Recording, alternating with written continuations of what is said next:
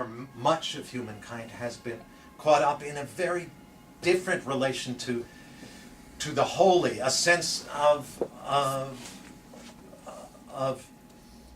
relationship with something that's much bigger than us, yes, but it exists somewhere behind the stars, somewhere else. It transcends the physical, sensuous world entirely.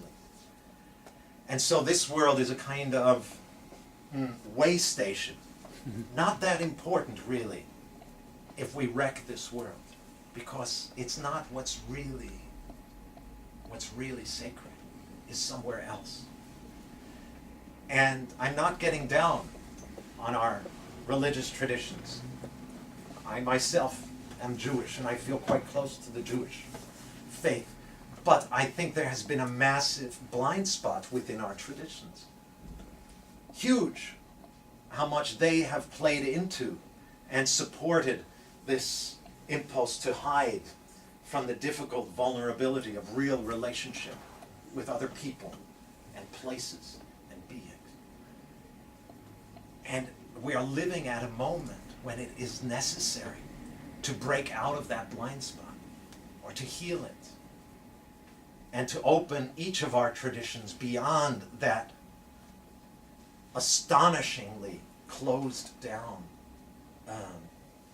style of belief, and recognize that there is a much older faith that has always been with us, and that secretly still underlies all of the great religious traditions, is an animal faith, our bodies' faith in the active support of the ground and the nourishment of the air, and in the fact that the sun is going to rise again the next morning. That is a kind of faith in mountains and rivers, and the eternal return of the salmon into the rivers. That's a faith, the body's faith in this world.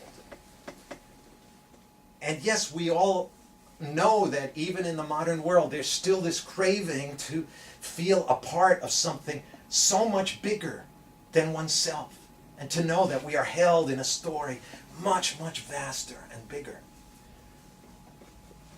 But our language only gives us ways of thinking of it that place that wholeness somewhere else, somewhere outside the material world, somewhere outside the physical.